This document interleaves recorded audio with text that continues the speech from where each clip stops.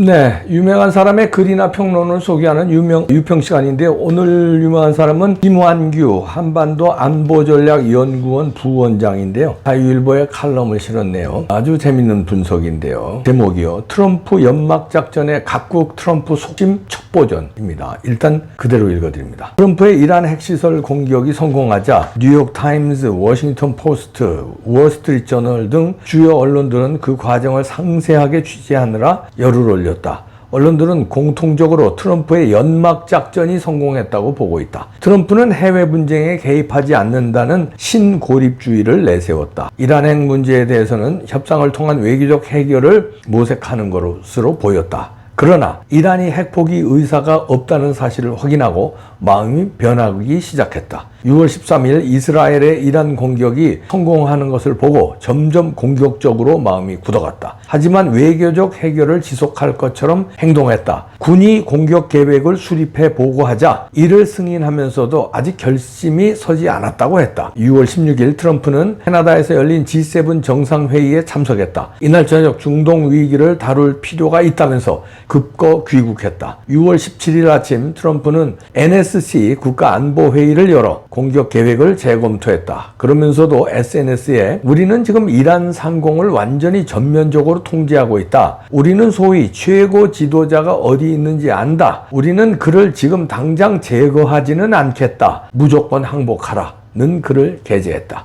6월 18일 이란에게 핵원료 농축 능력과 핵기술 완전 포기를 요구하면서 최후 통첩 글을 올렸다. 고도의 강압적 외교를 추진할 것처럼 자세를 취했다. 6월 19일 이란 공격을 할지 안 할지 2주 내로 결정할 것이라며 2주의 협상 시간을 예고했다. 공격 계획에 관련된 인사들은 이란을 방심하게 하려는 고도의 연막 전술이었다고 밝히고 있다. 트럼프는 자신의 연막 전술을 알아차릴 기미에 짜증을 냈다. TV에서 각계 원로들이 트럼프의 포르도 공격 가능성을 말했기 때문이다. 특히 월스트리트저널이 트럼프가 이미 작전 신호를 보내고 있으며 최후 명령만 남았다고 보도하자 격노했다. 한편으로 트럼프는 이란 공격에 반대하는 사람들과 만났다. 이란 공격을 인한 원유가 상승, 내전, 난민 위기, 보복 공격 등 심각한 결과를 가져올 것이라는 의견을 들었다. 특히 6월 19일 이스라엘 이란 전쟁 개입에 반대하는 트럼프 1기 정부 책사이자 백악관 수석 전략가였던 스티브 배넌을 백악관에 초청, 점심을 함께했다. 이 광경을 본 사람들은 트럼프가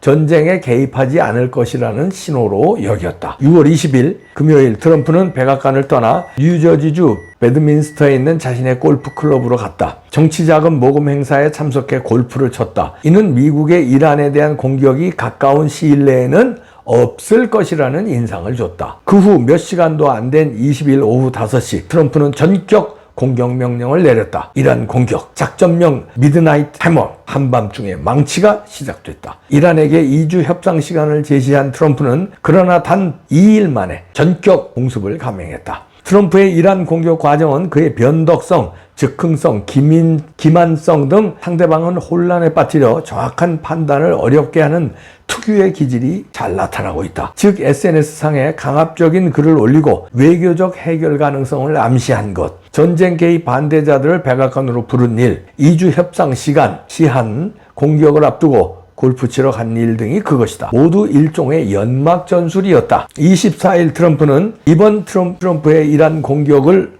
보면서 각국이 트럼프에 대한 첩보 활동을 강화하고 있다고 보도했다. 트럼프의 SNS상 글과 메시지와 실제 행동이 어떻게 차이 나는지 트럼프 심리 상태 파악 연구와 함께 그의 진짜 속내를 알아보기 위해 촉각을 곤두세우고 있다는 것이다. 미국과 각종 외교, 안보, 경제 등 분야에서 트럼프와 협상을 앞두고 있는 우리도 눈여겨봐야 할 사안이다. 자, 이런 칼럼인데요. 트럼프의 연막 전술. 근데 트럼프가요, 일생이 그렇습니다. 대통령이 돼서 연막 전술을 쓰는 게 아니라 트럼프는 어려서 젊은 시절에 이런 책에 심취했다고 그래요. 심지어 동양의 하나의 교과서 같은 손자병법 이런 것도 탐독했다고 그래요. 그러니까 이런 전술, 전략 이런 거에 어려서부터 흥미를 느끼고 탐닉한 것 같아요. 갑부집 아들이죠. 트럼프 아버지가 갑부잖아요. 부동산 재벌이잖아요.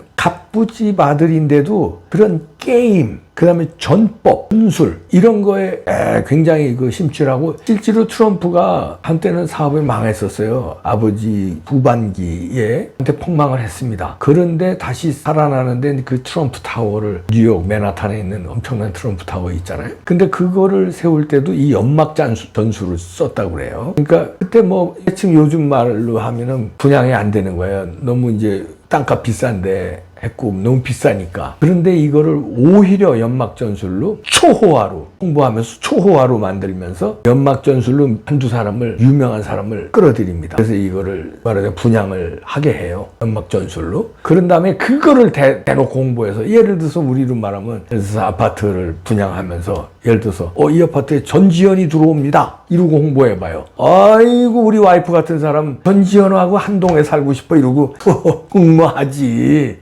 그런 식이 되는 거예요. 예를 들어서 일본에서 5단위가 맨션에 분양 계약을 했습니다. 이러면 막 난리가 나죠. 그러면 어떻게 돼요? 그래서 완판을 시켰다는 거 아니에요. 처음엔 분양이 안 됐어요. 그래서 이제 거기서 망하느냐. 왜냐면 가뜩이나 기울어져 가는데 무리하게 그걸 지었거든요. 융자를 얻어서 막 이리저리 빚도 꾸르고 무리하게 완성을 했는데 이게 분양이 돼야 되는데 분양이 안 되면은 트럼프는 거기서 이제 완전히 폭망하는 거예요. 근데 그 연막 전술로 그거를 나중에 어떻게 해서 완판을 시킵니다. 그래서 그리고 나서도 그건 젊은 시절이에요. 그리고서는 토크쇼도 하고 무슨 이제 재벌인데도 언론을 또 가지고 노는 걸 또 흥미를 붙여서 토크쇼 하면서도요. 기존 이런 토크쇼가 아닌 약간 어떻게 보면 사기꾼 같은 잘못 이해하면 그런 식으로 쇼를 이렇게 기획을 하고 그런 식으로 대놓고 뻔뻔스럽게 해요. 그것도 일종의 연막 전술이. 그거의 시청자들은 그동안에 못 보던 캐릭터거든요.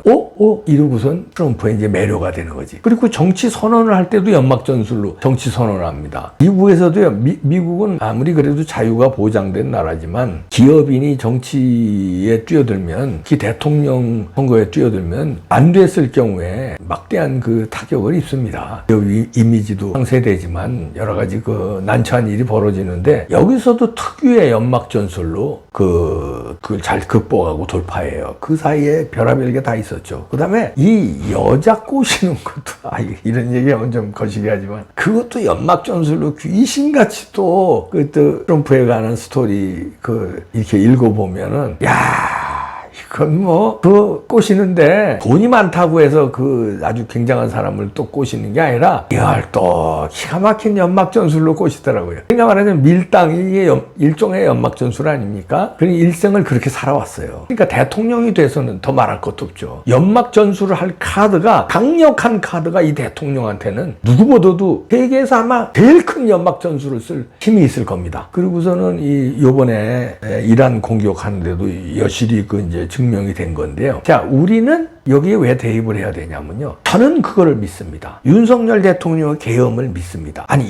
2024년 대명천지에 그냥 아무것도 없이 계엄했을까요? 아무런 정보, 첩보 이거 없이 계엄했을까요? 윤석열 대통령이 그렇게 바볼까요? 아니라고 봅니다. 부정선거에 대한 선거연수원 그거 저는 잡았다고 봐요. 그래서 선거연수원에 계엄군이 쳐들어갔잖아요. 사진도 찍고 그런 장면도 많이 나왔지만 그래서 스카이데일리 보도가 나오잖아요. 여러 번에 걸쳐서 단독 기사가 나오는데 중국이 파이들이 거기 선관위 연수원에서 부정선거를 백책했는데 계엄군이 잡아가지고 그거를 일본의 오키나와 미군 기지로 보내서 말하자면 취조를 하고 답을 받아냈다. 그리고 일본은 미국 본토로 압송했다. 이 보도 있잖아요. 충격적인 보도죠. 저는 그거 어느 정도 신빙성이 있다고 지금 믿어요. 아니 믿는 건 내 개인이잖아. 내 자유야. 그거 믿는 것까지 뭐라고 그러냐? 그거 그러지 마라 좀. 내가 신문 기사를 보고 어떤 사람만 안 믿는 사람도 있을 거고 어떤 사람은 믿는 사람이 있을 거예요. 성경도 마찬가지예요. 성경도 믿는 사람, 저 같은 사람은 믿어요. 저는 어려서 모태신앙이니까. 안 믿는 사람 또 안 믿는 거야. 그건 자유예요. 그리고 했다가 믿으면 저거 음모론자라고 그러고 왜 그러냐 이거야. 저가 믿게 되는데 그 보도를 성경을 믿는 것하고는 좀 다른 거지만 그런데 트럼프는 연막 전술을 피고 있는지 모릅니다. 한국을 향해서도 중국을 향해서. 이란하고 다르죠. 중국은. 이란을 때리는 거는 좀 더 쉬울 수 있어요. 중국은 힘이 일단 막강하고 자기네들하고 패권 경쟁을 하는데 경제적으로 얽히고 설킨 게 너무 많아. 미국의 채권을 중국이 제일 많이 가지고 있고 등등등등등 해서 이게 있는데 있는데 심각하게 한 방에 무너뜨리면은 미국도 휘청거리고 전 세계가 휘청거려요. 이런 거 저런 거 파악해서 이 부정선거 고리를 딱 잡고 연막 전술로 침묵하고 있다가 그냥 이란 공격할 때도 그랬잖아요. 골프 치면서 그냥 바로 때리잖아요. 그런 식으로 이제 터뜨리지 않을까. 그럼 또 희망 고문하지 말아라. 이봉규 저놈 맨날 희망 고문한다. 네가 부정선거 얘기한 게 7년이다. 아주 지겨워 죽겠다. 이런 사람들이 있어요. 그놈의 부정선거 얘기 이제 그만해라. 이런 사람도 있어. 근데 7년 전서부터 계속 얘기하지만 작년에는 윤석열 대통령이 개헌까지 했잖아요. 부정선거 때문에. 지금 또 얼마나 많은 사람들이 싸워. 민경욱 대표, 박주현 변호사, 황교안 대표 등. 박주현 변호사하고 민경욱 대표는 미국에 가서 큰 일을 이번에 했잖아요. 다시 한번 박수 치고. 황교안 대표는 창당을 하면서 부정선거 반드시 때려잡겠다고 나오잖아요. 국민들이 이제 많이 바뀌었어요. 트럼프의 연막작전이 이럴 때 꽃을 싹 피운 다음에 먼저 포스트 펭귄으로 그냥 낭떠러서 떨어지는 그런 트럼프는 아니에요. 치밀한 계산하에 연막작전이 떨어져라 한 다음에 대세가 되면 그냥 빵! 하고 이 이란 공격도 그런 거 아니에요? 이스라엘이 먼저 때리는 거 이렇게 보고 뭐 때려라 할 수도 있었겠죠 미리. 야 네타냐후 네가 먼저 때려봐. 그럼 내가 나중에 박살낼게. 그 네타냐후가 먼저 때리고 또 때렸을 수도 있고 그건 우리가 알 수 없죠. 비밀리에 뭔가 작전이 일어나는데 어떻든 먼저 때리진 않았잖아요. 또 때리게 했든 때리는 걸 보고 때렸든 그 다음에 때릴 때 가차없이 죽여버리잖아요. 군 수뇌부 다 작살내버리고 다 부정선거도 야 국제선거 갑시다. 한번 해봐. 보스탄 한번 해봐. 내가 넌 믿지. 고든창 이 말이 내 말이지 믿지 해놓고서 잡았지. 나는 알고 있었지 자식들아. 근데 이만 여론이 형성돼야 될 거 아니야. 국제 여론이 내셔널 프레스 클럽에 했다고. 타임스퀘어도 나왔어. 오케이 알았어. 땡큐 I got it. Now is my time. 중국 선관위 연막작전이 나올 수 있을지. 이것도 희망 고문이라고 또 이봉규 욕하려나?